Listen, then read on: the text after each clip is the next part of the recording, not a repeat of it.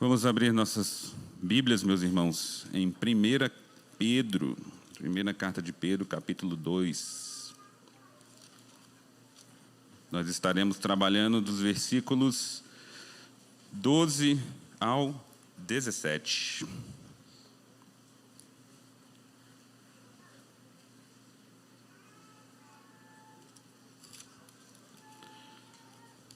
Aqui. 12 não, desculpa, 11, tá? 11 ao 17. Lemos a palavra do Senhor. Amados, exorto-vos, como peregrinos e forasteiros que sois, a vos absterdes das paixões carnais, que fazem guerra contra a alma, mantendo exemplar o vosso procedimento no meio dos gentios, para que, naquilo que falam contra vós como de malfeitores, observando-vos em vossas boas obras, glorifiquem a Deus no dia da visitação. Sujeitai-vos a toda instituição humana por causa do Senhor, quer seja o rei, como soberano, quer as autoridades, como enviadas por ele, tanto para castigo dos malfeitores, como para louvor dos que praticam o bem. Porque assim é da vontade de Deus, que, pela prática do bem, façais emudecer a ignorância dos insensatos, como livres que sois, não usando, todavia, a liberdade por pretexto de malícia, mas vivendo como servos de Deus, tratai todos com honra, amai os irmãos, temei a Deus e honrai o rei. Vamos orar novamente? Ora, eu orarei. Senhor amado, louvamos o teu nome em primeiro lugar.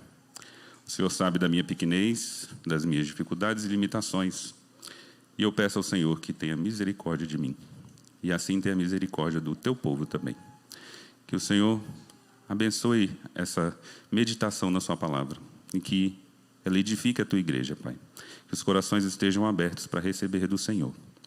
Aquilo que eu falar que não vier do Senhor, que seja apagado da mente dos meus irmãos, mas que só fique ali no coração deles, somente a tua palavra, Senhor, que é viva e eficaz. Em nome de Jesus, Pai. Amém. Lembre de quem você é. Você é meu filho e o futuro rei. Alguém sabe de onde é essa frase? Alguém lembra? Muito bem, pastor. Essa frase vem do Rei Leão. Essa frase quem falou foi o rei Mufasa, para Simba, seu filho. Quem tem filho pequeno tem mais facilidade. O que estava acontecendo? Simba estava perdido, não sabia quem ele era, né? Ele tinha sido enganado pelo tio, depois da morte do pai, né? Que o próprio tio havia assassinou o pai de Simba, e mandou Simba fugir, né? Para nunca mais voltar. E aí, o que acontece? Simba se perde. Em determinado momento, o pai dele volta, né, no meio das nuvens, relembrando ele de quem ele era. Quem você é?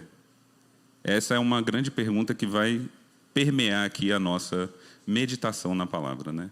Porque o que Pedro trata aqui é, voltando um pouquinho no nosso contexto do sermão anterior, né, do versículo 9 e 10 desse capítulo, ele dá a identidade do crente. E depois ele começa a aplicar essa identidade, né, de forma mais geral, e depois ele começa a aplicar de uma forma mais específica em relação às autoridades. Então, lembrem-se de quem vocês são. Vocês são filhos de Deus. Vocês são príncipes, digamos assim, né? Vocês não são futuros reis, mas estarão com Cristo, né, governando com Ele no mundo celestial. Então, estarão usufruindo de tudo que Ele tem para vocês. E eu quero que isso fique na cabeça de vocês durante a manhã de hoje. Quem vocês são filhos, e o propósito que vocês têm por serem filhos de Deus. O contexto imediato, né, como eu falei, o versículo 9 e 10 do segundo capítulo da primeira carta de Pedro, ele começa, né, a falar para a gente sobre quem a gente é. E eu estou trazendo de volta, né, o Ivan pregou aqui brilhantemente na semana passada, mas eu preciso trazer de volta esse contexto para a gente ter isso em mente. Tá? Então, 1 Pedro 2, de 8 a 10, diz assim: Vocês, porém, são geração eleita, sacerdócio real, nação santa, povo de propriedade exclusiva de Deus, a fim de proclamar as virtudes daquele que o chamou das trevas para a sua maravilhosa luz. Antes, vocês nem eram povo, mas agora são povo de Deus. Antes, não tinham alcançado misericórdia, mas agora alcançaram misericórdia. Pedro lembra aqui quem a gente é, quem vocês são, quem nós somos. Raça eleita, sacerdócio real, nação santa e povo de propriedade do Senhor.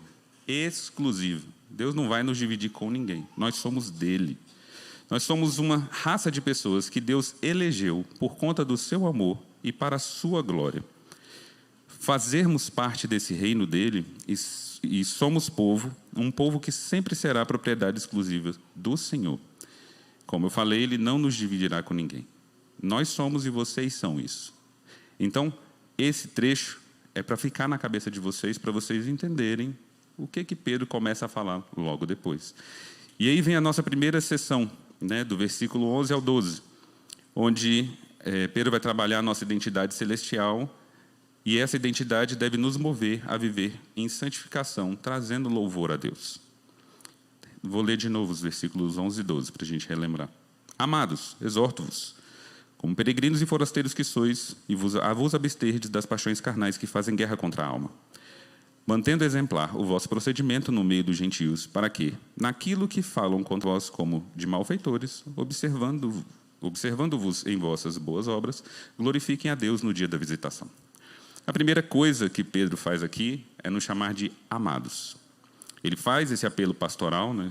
Aos meus olhos parece algo amoroso e carinhoso, mostrando que ele ama aqueles a quem ele está se dirigindo, mas, sobretudo, que eles são amados por Deus.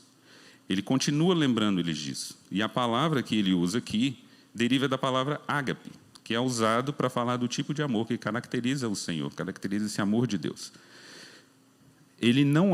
Essa palavra não tem um sentido puramente emocional, como que a gente costuma usar para amor, né? Mas Deus ama porque essa é a sua natureza e a expressão do seu ser. Ele ama os que não são amáveis e os que não amam a Ele.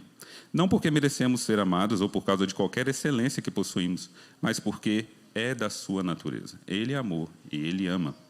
Ele é fiel à sua natureza. Por isso somos amados por Ele.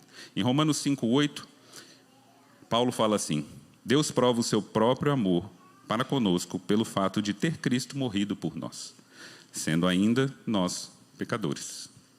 Então, nós conseguimos perceber por esse texto de Paulo que a gente não merecia, né, esse amor de Deus. Mas Ele mesmo assim, por causa da sua natureza, nos ama. 1 Pedro 1,3 fala que, segundo a sua muita misericórdia, ou quer dizer, o seu grande amor, Ele nos regenerou para uma vida de esperança, para uma viva esperança, mediante a ressurreição de Jesus Cristo dentre os mortos. E 1 João 4,19 fala que nós amamos porque Ele nos amou primeiro. Então, nós podemos amar, inclusive, do jeito que Ele ama, porque esse amor foi ministrado para nós, né? E o amor ágape de Deus é merecido por nós. Ele não tem sua motivação em nós ou em algo que tenhamos feito. O amor de Deus é gracioso e está constantemente buscando o benefício daqueles que Ele ama. A causa do amor de Deus por nós está nele mesmo, como eu já falei. E saber disso traz grande conforto para o nosso coração. Se eu tivesse que fazer, eu estava conversando com a minha irmã ontem sobre isso, pensando, né? Já pensou se eu tivesse me amparando em algo que eu pudesse fazer para ser amado por Deus? Como que eu conseguiria fazer isso? Eu fiz, meu Deus, agora ele não me ama. Agora ele me ama. Nossa, estraguei ali. Ei, briguei com a minha mulher. Ei, não sei o quê. Falei errado com meu filho. Meu Deus, Deus não me ama. Peraí, deixa eu me sentenciar aqui e fazer um flagelo para eu poder voltar a ser amado por Deus. Isso não funciona, gente. Não é assim que a gente vive. Lembrem-se, vocês são amados por Deus. E Deus os ama a despeito de vocês. Ele me ama a despeito de mim. E isso é muito bom. Isso é maravilhoso. Consolem o coração de vocês com isso. A outra característica que Pedro continua falando é que nós somos peregrinos e forasteiros. Lembrando de quem a gente é, né? Raça eleita, sacerdócio real, nação santa, povo de exclusividade do Senhor. A gente sabe que a gente não é daqui. a gente é forasteiro. Aqui a gente também tem um contexto deles estarem sofrendo perseguição e fugindo constantemente, né? Mas, principalmente, é para mostrar para a gente que a gente não é desse mundo. Hernandes Dias Lopes, ele comenta que a palavra peregrino pode ser traduzida melhor por estrangeiro residente. Aquela pessoa que vem morar aqui, mas não goza plenamente das suas características, né, como se fosse um nativo. Então, uma pessoa aqui no Brasil, se eu não me engano, não pode, alguém que vem de fora não pode ser presidente da República, né? Então, ele não pode gozar de todos os direitos de alguém dali do lugar. E um forasteiro seria um estrangeiro que vem de algum lugar, passa um tempo ali, mas ele não solidifica a residência naquele lugar. E esses somos nós. É disso que Pedro está falando para a gente. Nós somos pessoas que estão passando aqui, mas não gozam tudo daqui, porque nem querem, porque amam o Senhor. E também não fixam residência aqui. Nós estamos de passagem. 1 Pedro 1:3 fala assim: Deus nos regenerou para uma viva esperança, mediante a ressurreição de Jesus Cristo dentre os mortos, para uma herança incorruptível, sem mácula, imarcessível, reservada aonde? Aqui? Nos céus. É lá onde é a nossa casa. A nossa herança não é daqui. Não procurem usufruir das coisas daqui como se elas fossem as mais aprazíveis possíveis. Elas não são. Lá no céu, lá nos céus é a nossa terra. Lá é o nosso reino junto ao nosso Senhor, o nosso Deus. Nossa vida é uma breve passagem por essa terra aqui, de aproximadamente 80 anos, né? Mas a nossa herança não é aqui. Nossa herança está guardada lá. Exemplo de Abraão, em Hebreus 11, cita um pouquinho da história de Abraão e vai falando que, pela fé, Abraão, quando chamado, obedeceu a fim de ir para um lugar que deveria receber como herança, e partiu sem saber para onde ia. E pela fé ele peregrinou pela terra, na terra da promessa, como em terra alheia, habitando em tendas com Isaque e Jacó, herdeiros com ele da mesma promessa. Porque Abraão aguardava a cidade que tem fundamentos, da qual Deus é o arquiteto e construtor. Ele não aguardava uma terra ali, mas ele aguardava a terra celestial. Os descendentes de Abraão que morreram na fé desejavam uma pátria superior, isto é, celestial. Por isso, Deus não se envergonha deles, de ser chamado o seu Deus, porque lhes preparou uma cidade.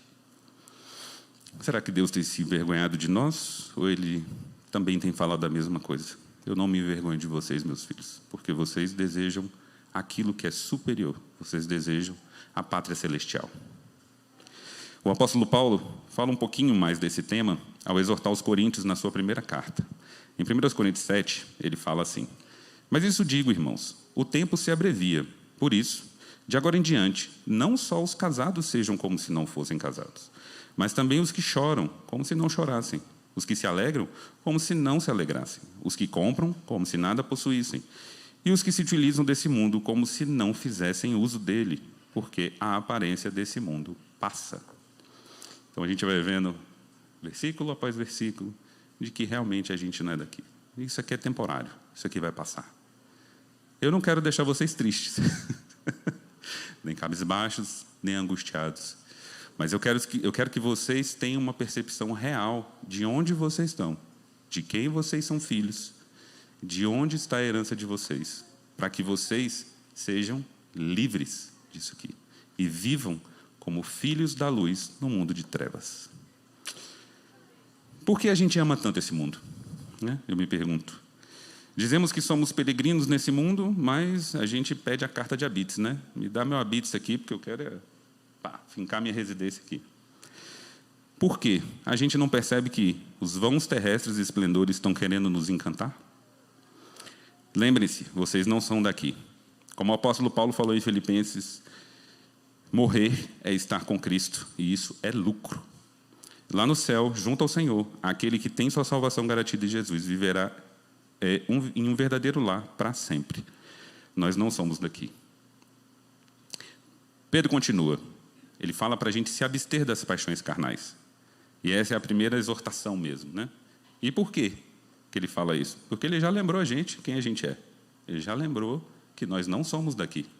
Então, se você não é daqui, você procura se abster daquilo que é daqui.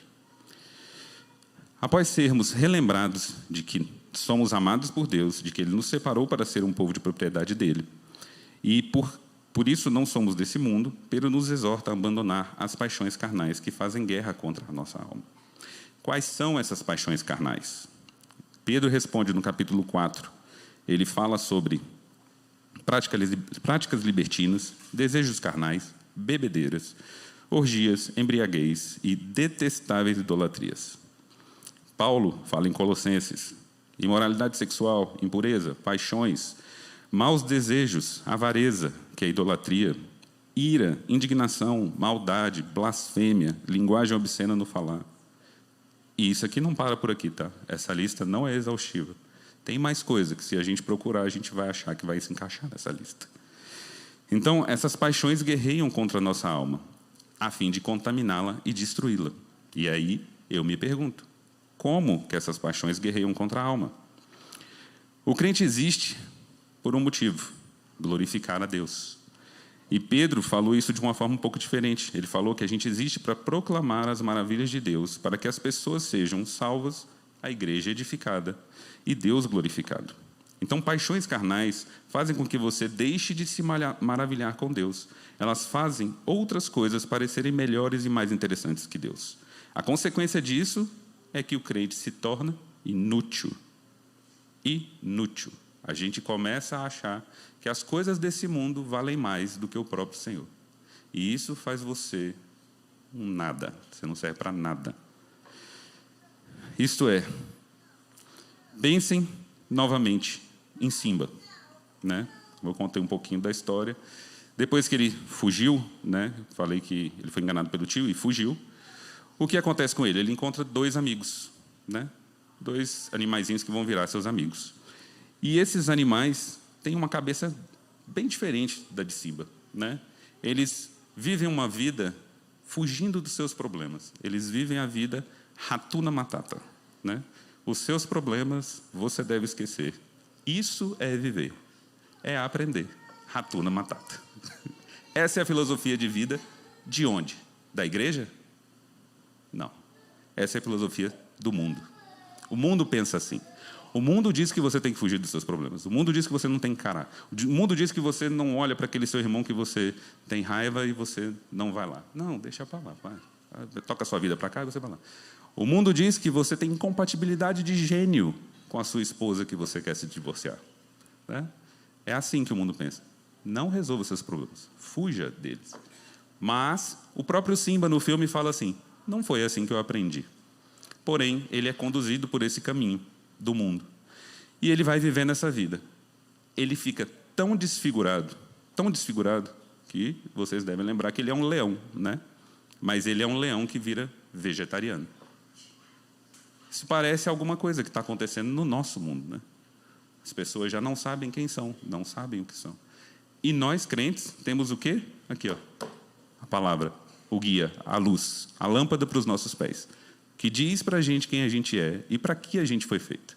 E a gente já falou um pouquinho disso aqui hoje. Então, as paixões desse mundo tornam Simba completamente inútil e tornam a gente completamente inúteis. A gente não pode deixar isso acontecer. Isso aqui é uma guerra. É uma guerra. Vocês estão guerreando contra a carne, contra o mundo, contra Satanás, para que vocês possam ser produtivos para Deus. Amar o Senhor sobre todas as coisas. Louvá-lo, glorificá-lo, indo para esse mundo, né? Amando os irmãos que estão aqui de forma surpreendente e grandiosa, mas indo por esse mundo, mostrando que existe uma luz, né? Uma luz no meio de um mundo de trevas. Então, isso é que o pecado tenta fazer, né? E as paixões da carne querem de nós. Eles querem deixar com que a gente seja destruído, que a gente se torne inútil. A gente se torna luz que não ilumina, sal que não salga e ramo da videira que não dá fruto. Preste atenção no alerta que Jesus nos dá, caso nos tornemos ramos infrutíferos. Em João 15:6, ele fala assim: se alguém não permanece em mim, será como o ramo que é jogado fora e seca. Tais ramos são apanhados, lançados ao fogo e queimados. Isso aqui é para dar um arrepio na alma. Mas é isso que vai acontecer com cada um de nós, se a gente resolver seguir as paixões da carne e se tornar inútil e infrutífero. Esse aqui é o alerta. É como se a gente estivesse numa praia, onde tem tubarão no mar, tipo na Austrália, e a pessoa botou uma placa lá dizendo assim, não entre, tem tubarão. É tipo isso que Deus está fazendo, botando uma placa, dizendo assim, ó, não seja infrutífero, não seja um ramo que não dê fruto, porque se você for, você vai ser cortado e jogado no fogo. Essa é a nossa situação? Como a gente pode se abster dessas obras da carne? Eu fui para Efésios, capítulo 5, né, e usei Romanos também, para pensar em algumas coisas para a gente se abster. E a primeira que tem lá em Efésios 5,14 é: desperte, desperte. Pois é isso que se diz: desperte você que está dormindo, levante-se dentre os mortos, e Cristo o iluminará. Deixe-se renovar. Efésios 4 fala: a se deixar renovar no espírito do entendimento de vocês e a se revestir da nova natureza criada segundo Deus, em justiça e retidão, procedentes da verdade. Transforme-se pela renovação da sua mente, né? Transformemo-nos pela renovação da nossa mente, para que sejam capazes de experimentar e comprovar a boa, agradável e perfeita vontade de Deus. Eu acho interessante aqui que tem uma coisa meio passiva e uma coisa meio ativa, né? Você se deixa renovar e busca a transformação da mente, né? Você busca a transformação da palavra ativamente e deixa essa palavra penetrar no seu coração. A carne vai lutar, o pecado vai gritar, mas você fala assim: cala a boca, cala a boca, fica quieto aí, que você vai ouvir o que Deus tem para dizer para você. E esmaga esse pecado dentro de você. A outra coisa é algo que Paulo fala muito, que é se despir e se revestir, né? Que não haja no meio de vocês qualquer amargura, indignação, ira, gritaria e blasfêmia, bem como qualquer maldade. Pelo contrário, sejam bondosos e compassivos uns para com os outros, perdoando uns aos outros, como também Deus em Cristo perdoou vocês. Isso quer dizer, você era mau, e aí você tira a camiseta da maldade. Aí você vira alguém compassivo e bondoso, veste a camiseta dessa bondade. Então, o crente, ele nunca simplesmente tira alguma coisa. Ele sempre coloca algo no lugar. Então, um coração que não adora a Deus precisa retirar esse objeto de idolatria e colocar Deus sentado no seu trono, dentro do coração. É sempre assim. E imite o Senhor, né? Portanto, sejam imitadores de Deus como filhos amados. Sejam santos como Ele é santo. Se dobrem nas Escrituras para ler e aprender como Deus é. Como Deus é. Deixa eu aprender como Ele é, porque eu preciso ser do mesmo jeito. Seja intencional também. E aí eu coloquei coisas práticas aqui. Reveja cada aspecto da sua vida e reflita se a sua forma de viver tem lhe aproximado ou afastado de Deus. Se tem lhe feito ver mais as maravilhas dEle ou você tem perdido o encantamento por Ele. Se acordou? Não pega o celular e vai checar as redes sociais e as notícias. Tira um momento para agradecer ao Senhor pela noite de sono, por tudo que você vai viver no dia, pelas maravilhas que Ele está fazendo. Né? Medite nas Escrituras para ter um bom tempo com o Senhor, um bom dia. Entrou no carro, ao invés de ligar a algum cantor aí, cara, bota a Bíblia em áudio, vai ouvir um bom louvor, vai ouvir uma boa pregação. Deixa de assistir o mais novo seriado ou filme de sucesso, use seu tempo para estar com o Senhor. E eu estava refletindo nisso. Muitas vezes a gente espera o final de semana desesperado, falando assim: vou descansar. Nossa, estou doido para maratonar O Senhor dos Anéis. 12 horas de filme. Mas a gente não tira um tempo para falar assim: estou doido para maratonar Romanos hoje. Vou maratonar Romanos, vou ler tudo, vou meditar, vou tirar um tempo para orar. Estava conversando com meu irmão isso, falando assim: rapaz, a gente não tira um final de semana e falar assim: eu preciso estar com o meu pai. Estou com saudade do meu pai. Estou com saudade, quero estar com o meu pai. E aí você tirar um tempo, reservar e meditar. E orar, e cantar, e chorar, e gritar, e se alegrar de novo. E isso, com o seu pai, tudo com o seu pai. Sejam luz, né? Sejam sal que salga, luz que ilumina e ramo que dá muitos frutos. Esse é o meu desejo para todos nós. Pedro continua: mantenham um procedimento exemplar entre os gentios. Mantendo exemplar o vosso procedimento no meio dos gentios, para que, naquilo que falam contra vós, outros, como de malfeitores, observando-vos em vossas boas obras, glorifiquem a Deus no dia da visitação. Primeiro, deixe-me falar um pouquinho, né, sobre o que os gentios estavam vendo nos crentes. Eles viam os crentes como malfeitores, né? Os gentios, que aqui podemos tratar como incrédulos, veem os crentes como malfeitores. Os cristãos estavam sendo acusados injustamente de muitos delitos e crimes. Estavam debaixo de intensa hostilidade e sofrendo grande injustiça. Grandes injustiças, na verdade. MacArthur fala no seu comentário assim: os primeiros cristãos foram acusados de rebelião contra o governo por meio de falsas acusações, como praticar terrorismo, isso quer dizer incendiar Roma, né? Foram acusados de incendiar Roma por Nero. Ateísmo, eles não tinham ídolos ou adoração ao imperador. Canibalismo, porque eles comiam a carne de Cristo e bebiam o sangue de Cristo. Imoralidade, por causa do seu amor um pelos outros. E prejudicar o comércio e o progresso social e levar escravos à insurreição. Então você vê aqui que o cristianismo, né, a palavra de Deus, já vinha começando a fazer um trabalho de libertação dos escravos, né? Isso é muito legal. Então Paulo foi chamado, né, alguns exemplos dos nossos heróis da fé. Paulo foi chamado de peste, perturbador. Pedro e João foram presos por pregar a palavra também. E o próprio Jesus foi visto como comilão, beberrão e um enganador. Ele era considerado um blasfemo, que veio dizer que era filho de Deus e enganava o povo desse jeito. Então, aonde o crente chegar, ele vai ser acusado injustamente. O que o crente porta? O crente porta a luz de Cristo. E aonde a luz chega, ela começa a incomodar as trevas. E aí, o que as trevas fazem? Como João fala, elas odeiam a luz, porque as suas obras eram más. Por isso, aquele que pratica o mal detesta a luz e não se aproxima da luz, para que as suas obras não sejam reprovadas. Jesus não nos deixou enganado, achando que essas coisas não aconteceriam.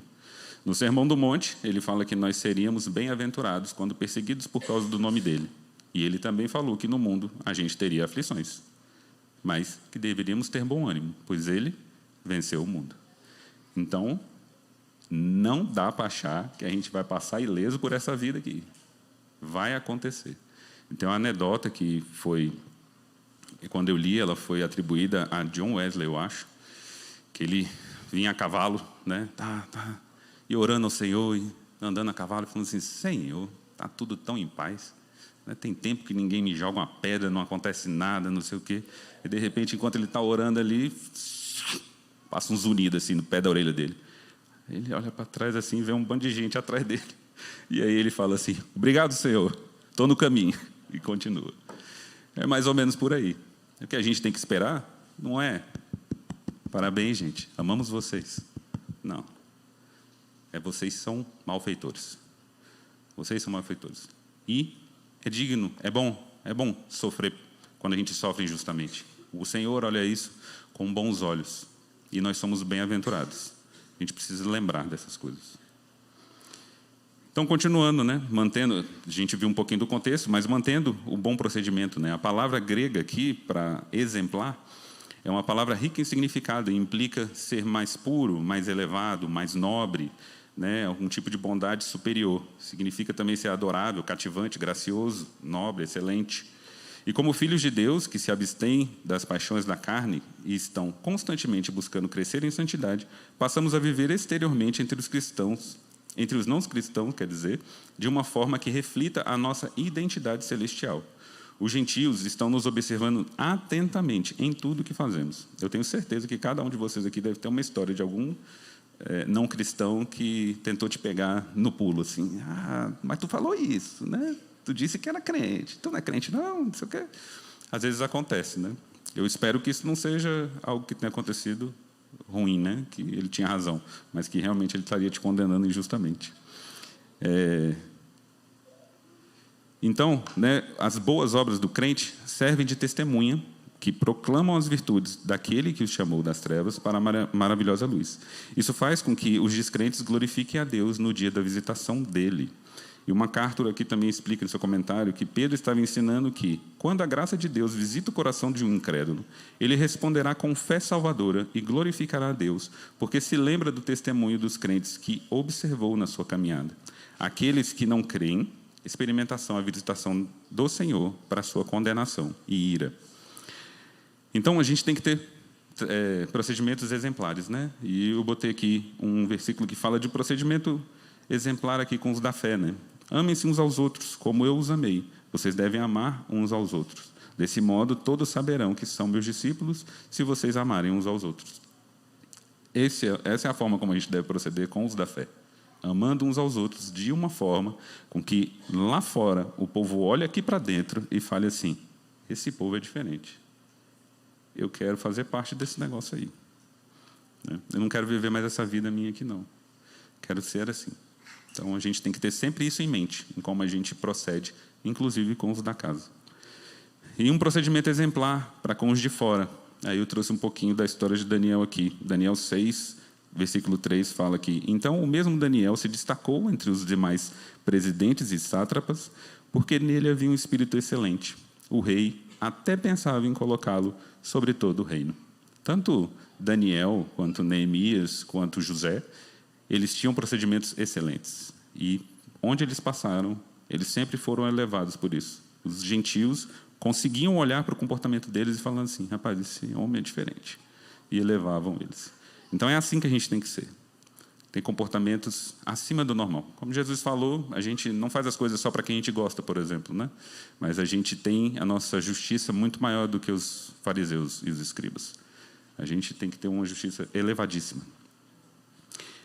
E agora, passando para a nossa segunda sessão, né, que vai do versículo 13 ao 17, a gente começa a falar da nossa identidade celestial, que deve nos mostrar e a nos sujeitar às autoridades e silenciar os insensatos pela prática do bem.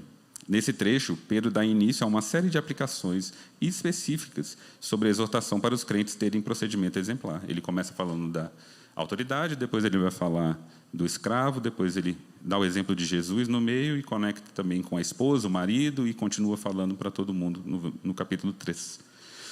E a gente aqui vai falar sobre: sujeitem-se a toda instituição humana por causa do Senhor, quer seja o rei como soberano, quer as autoridades como enviadas por ele, tanto para castigo dos malfeitores como para louvor dos que praticam bem. Porque assim é a vontade de Deus, que, pela prática do bem, façais emudecer a ignorância dos insensatos. Por causa do Senhor, né? A nossa submissão, ela não é à toa. Ela não é simplesmente porque a gente quer se submeter. Ela é por causa do Senhor. Existe um motivo extremamente forte para nos submetermos. Charles Swindoll comenta aqui um pouquinho. Ele fala: lembrando-nos de que, ao escrever para os seus leitores na Ásia Menor, Pedro tinha o propósito de levá-los a olhar para Jesus, a verdadeira fonte de esperança para tempos de sofrimento. E que sofrimentos eram aqueles? Seus leitores estavam dispersos sob perseguição e eram tratados de forma injusta, presos e escravizados. Eles eram rejeitados por seus parentes, discriminados por seus patrões e atacados pela autoridade que devia protegê-los. E todos estavam debaixo da autoridade de um imperador que estava cada vez mais louco e hostil aos cristãos. Nero. Nero se parece, por acaso, com algo que a gente vive hoje aqui? Eu acho que a gente pode ter a tendência de achar que sim. Mas eu acho que alguém que pegava os crentes, empalava e transformava esses crentes em poste para iluminar a cidade, crente queimando, eu acho que a gente está bem longe, né? Só que eu acho que a gente está com muita dificuldade de olhar as autoridades com o olhar que as Escrituras falam. E aqui, o Swindoll continua, que ele fala que quando Pedro diz que eles devem honrar a Deus diante do tratamento injusto que eles receberam, sujeitando-se às autoridades humanas por causa do Senhor, as palavras de Pedro, elas não são estranhas, elas não causam só estranhamento. Elas são radicais. Totalmente radicais. É completamente contra-intuitivo isso. Então, o que Pedro está fazendo é, numa situação de extrema dor e sofrimento e perseguição, é falar: sujeite-se. Faça o que esse homem está mandando. Claro, naquilo que não nos leva a pecar contra o Senhor. Sempre devemos fazer essa ressalva. Inclusive, eu vou botar um exemplo de desobediência civil aqui, bíblico. Mas naquilo que não faz a gente pecar, sim. Dê a César o que é de César. Dê a Deus o que é de Deus. A Deus temor, a César honra, né?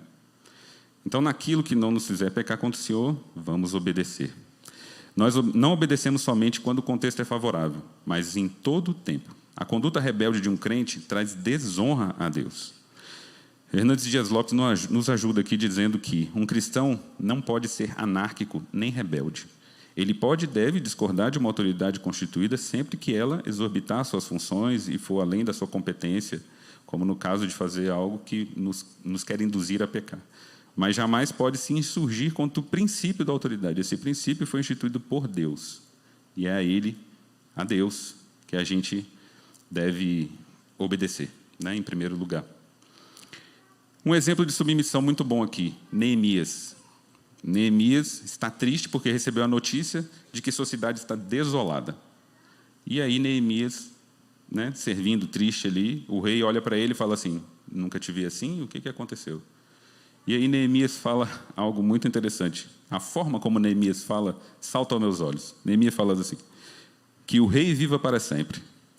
Como não estaria triste o meu rosto se a cidade onde estão sepultados os meus pais está em ruína e os seus portões foram queimados? Aí o rei me disse: o que você me pede agora?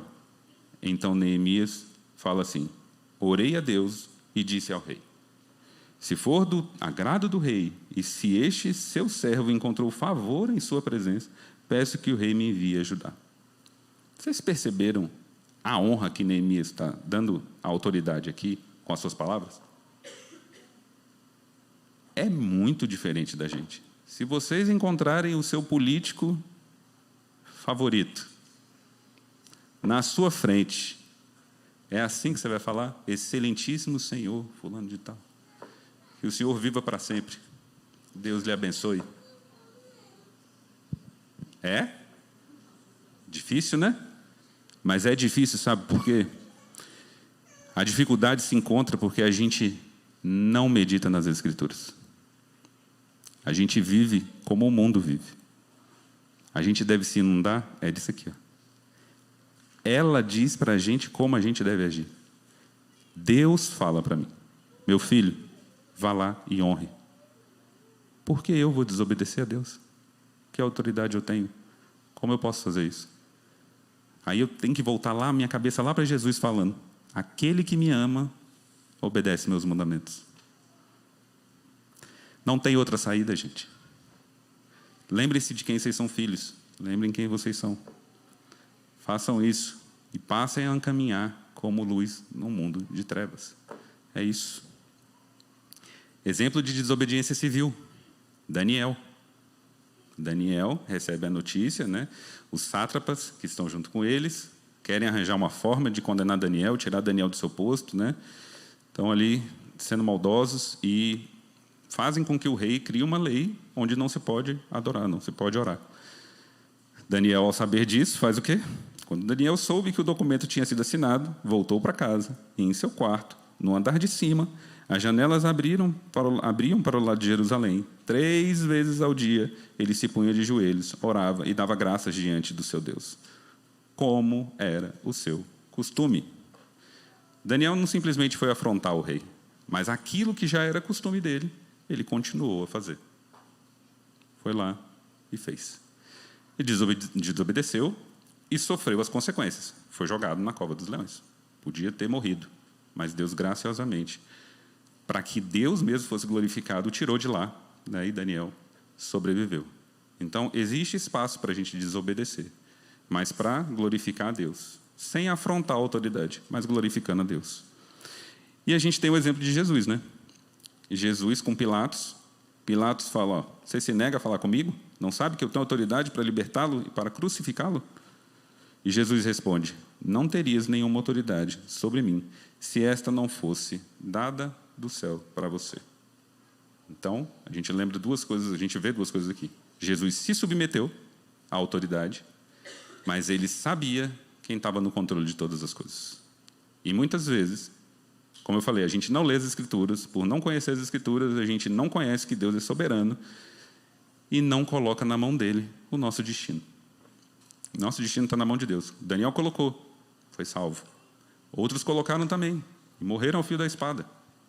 É assim, a vida é assim. Se a gente quer encarar como as Escrituras encaram, se a gente viver, a gente vive para o Senhor. Se a gente morrer, a gente morre para o Senhor. Tudo é para o Senhor. A gente tem que mudar a nossa mente. Por isso que eu falei lá de como se afastar das paixões carnais. A gente precisa despertar para isso e precisa renovar a nossa mente. Tudo isso a gente faz, a gente se submete, a gente obedece a Deus para quê? Para emudecer a ignorância dos insensatos pela prática do bem.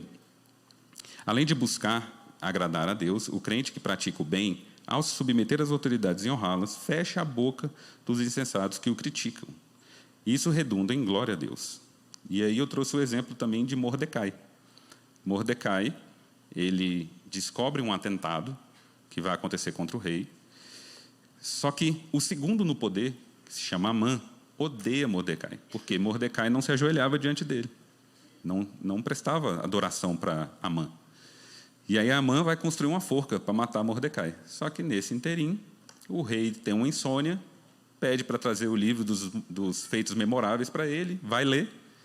O pessoal está lendo para ele lá, quem é esse Mordecai aí, que evitou que eu fosse morto?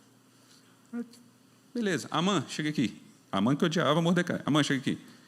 O que você faz com o homem a quem você ainda deve honrar? E aí Amã, achando que era ele que ia ser honrado, fala tudo o que deveria ser feito. E aí o rei fala assim: vá depressa, então. Pega os trajes, né, que são os trajes reais, pega o cavalo real e faça com que o judeu Mordecai faça com ele tudo aquilo que você falou. Ele está sentado lá junto à porta do rei. Não omita coisa alguma de tudo que você falou. E Amã pega o cavalo, pega os trajes e exalta Mordecai. É impressionante, né, o que ele faz aqui.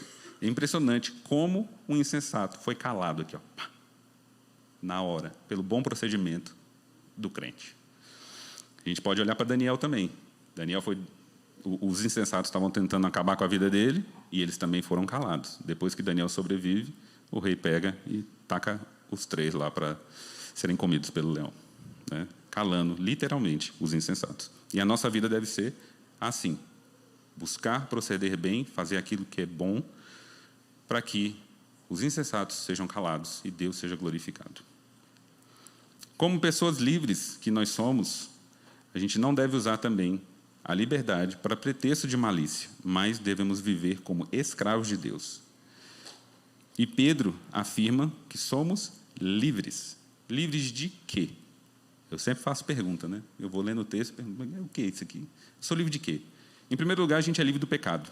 Nós éramos escravos do pecado, inimigos de Deus, movidos pelos desejos ímpios de corações completamente corruptos e sentenciados a receber o salário do pecado, a morte eterna. Era impossível, antes de Cristo, não pecar. Por quê? Porque para agradar a Deus, eu preciso de fé. Sem fé, eu não consigo agradar a Deus. E eu também preciso adorar em espírito e verdade. Como que eu vou fazer isso sem Cristo? Não tem adoração desse jeito. Então é impossível um incrédulo agradar a Deus. Mas ele faz isso, mas ele faz aquilo. Ele não agrada a Deus. Ele não adora em espírito e verdade, ele não tem fé. Ele não glorifica a Deus. Nenhum incrédulo, por mais linda que a obra que ele esteja fazendo, possa parecer aos nossos olhos, agrada a Deus. Mas, agora, tendo sido liberto por Deus e com Cristo, eu posso não pecar. Em Colossenses 1, Paulo fala assim: ele nos libertou do poder das trevas e nos transportou para o reino do Filho do seu amor, em quem temos a redenção e a remissão dos pecados. Nós estamos livres dessa praga que é o pecado, e a gente pode viver de forma que agrade a Deus, agradando, adorando Ele em espírito e verdade, tendo fé, e isso agrada o Senhor. Por mais que a gente continue ainda a pecar, mas nós estamos em um processo de santificação e crescendo cada vez mais à imagem de Jesus. Essa deve ser a vida saudável do crente, né? Mas nós também somos livres do mundo. Nós somos estrangeiros e peregrinos nessa terra, libertos por Cristo, súditos de um outro reino que não é daqui. Portanto, por definição, a gente não está submetido aos governos da terra. Curioso isso, né? Até um pouco disruptivo. Só que isso pode levar àquela liberdade que você usa para malícia. Não é porque a gente é livre que a gente não vai obedecer. Porque a gente obedece por causa do Senhor. Nós nos submetemos às autoridades desse mundo por causa do Senhor. Ele é a nossa autoridade suprema. E para exemplificar isso, a gente tem Mateus 17. Ali, quando Pedro vai ser cobrado de que Jesus não paga impostos, aí Jesus chega para Simão e pergunta assim: de quem os reis da terra cobram impostos ou tributos? Dos filhos ou dos estranhos? E quando Pedro respondeu assim: dos estranhos. Jesus lhe disse: logo, os filhos estão isentos, os filhos estão livres. Mas, para que eles não sejam escandalizados, isso quer dizer, submeta-se a eles. Dê a César o que é de César. Então, nós somos escravos apesar de livres do pecado e livres do mundo, nós somos escravos de Deus. Somos escravos de Cristo. Por esse motivo, nos submetemos às autoridades e às demais coisas que nosso Senhor exigir de nós. Não podemos usar a nossa liberdade cristã como desculpa para encobrir intenções perversas dos nossos corações. Romanos 6 fala assim: agora, porém, libertos do pecado, transformados em escravos de Deus, o fruto que vocês escolhem é para a santificação. E o fim, neste caso, é a vida eterna. Deus nos comprou por um alto preço, sangue do seu Filho amado. Ele nos tirou da boca do inferno e nos livrou da morte. Nos tirou das trevas e nos colocou no seu maravilhoso reino de luz. Agora você, que antes era escravo do pecado e dos sistemas desse mundo caído, é escravo de Deus, que é santo, santo, santo, para sempre. Essa é a diferença de como as coisas se encadeiam, né? E Calvino disse uma frase interessante. Ele fala que esta é uma servidão livre e uma liberdade para servir. Romanos 14 também fala assim: porque nenhum de nós vive para si mesmo, nem morre para si mesmo. Porque se vivemos, é para o Senhor que vivemos. Se morremos, é para o Senhor que morremos. Quer, pois, vivamos ou morramos, somos do Senhor. Para tentar ilustrar isso aqui, eu pensei numa criança indo para a casa de um tio, né, ou de um avô. A gente vai para casa, deixa ali, minha mãe está ali. Eu deixo meus filhos na casa dela. A primeira coisa que eu falo para eles é o quê? Eles são verdadeiramente obrigados a obedecer ao avô? Não. Mas eu chego para eles e falo o quê? Obedeça. Obedeça a sua avó. Obedeça, honre sua avó. Porque quando você faz isso, você me obedece. E se você me ama, obedeça a sua avó. E aí eles vão lá e obedecem na medida do possível, né? Às vezes é um pouco difícil, né? As vós, às vezes, dão um docinho, um negocinho, umas coisinhas assim também, né? Dificulta o processo, né, mãe? Minha mãe é uma benção, gente. Então, a gente deve continuar e honrar, finalizando, né, o nosso texto, a gente deve tratar a todos com honra, amar os irmãos, temer a Deus e honrar o rei. Com esse versículo, Pedro sumariza mais ou menos o que ele disse nesse trecho, né? O cristão sabe quem é e o que Deus fez por ele. Por esse motivo, sabe que todos são dignos de respeito, que será manifesto de diversas formas, por serem criaturas feitas à imagem de Deus. E eu estava ouvindo o John Piper e falando sobre esse tema aqui, e ele cita coisas difíceis, como uma pessoa que assassina alguém, ou estupra alguém, ou comete um delito terrível, né? Ele fala: mas está mandando honrar todo mundo. Como é que você honra uma pessoa dessa? E ele cita uma pessoa que cometeu um crime desse, ele fala assim: você honra ele com um julgamento honesto, digno, com uma pena que seja na medida do que ele praticou. Então, essa é uma forma de honrar, porque ele é a imagem e semelhança de Deus. Então, você dá a ele aquilo que ele teria direito, entendeu? Aí eu olhei e falei assim: entendi. Porque às vezes é muito difícil para a gente que vê situações como essa, pensar assim: rapaz, não vou honrar não, morra. Né? A nossa justiça própria grita, mas a gente não pode deixar a vingança ser tomada, né, no nosso coração ali. A vingança está com o Senhor é que toma conta dele. Os da fé, né, devem ser amados de tal forma e com tamanha dedicação que ficará claro ao mundo que somos verdadeiros filhos de Deus. E Deus é o único que deve ser temido com a mais elevada reverência, respeito e submissão. Quem deseja amar a Deus sem temê-lo não tem diante de si o Deus da Bíblia. Até mesmo os mais altos anjos cobrem o rosto diante daquele que é 3 vezes santo. E nós honramos as autoridades e governantes por causa da nossa submissão e temor ao Senhor. Voltando um pouquinho aqui, novamente ao Simba, para fechar a historinha dele e a nossa reflexão. O que acontece no final? Ele ouve o pai falando, né? Quem você é? Lembre-se de quem você é. E ele lembra, ele volta, ele acaba com o reinado de destruição que está acontecendo lá. O tio dele morre, ele retoma o papel de rei. Eu estava vendo um trecho do filme, é interessante porque a imagem diz muito, né? Então ele sobe na pedra, naquela pedra alta onde as crianças são apresentadas e dá um grande rugido. Assim, quer dizer, aquele que era um leão vegetariano, fraco, que se escondia, se torna verdadeiramente um leão. E ele continua, o filme termina exatamente com ele como o filme começou, né? Apresentando o filho dele, né? No início do filme ele é apresentado e no fim ele apresenta o filho, continuando esse ciclo que é sem fim. E eu trago essa ilustração para a gente aqui porque é isso que a gente tem que ser, né? A gente tem que entender quem a gente é, lembrar disso, lembrar de que a gente é filho, tomar o nosso lugar, tomar posse de quem a gente é, e viver como a gente deveria ser, como a gente já é, na verdade, e continuar, passar isso para frente. O que eu estou fazendo aqui com vocês é passar a palavra para frente. Vocês devem fazer a mesma coisa, passar essa palavra para frente. Mostrar, levar para as pessoas, elas não precisam ser perdidas nesse mundo. Elas têm uma identidade, elas têm um Criador, elas são filhas de alguém, elas criaram. Aquelas que creem são filhas de alguém, né? Sendo mais preciso.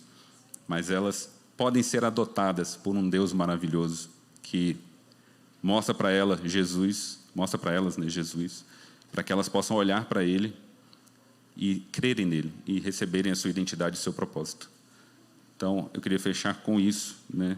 Lembre-se de quem vocês são e de quem vocês são filhos. Assumam a sua identidade e andem como filhos da luz nesse mundo de trevas. Vamos orar? Senhor amado, muito obrigado pela Tua palavra. Muito obrigado porque nós não andamos perdidos nesse mundo.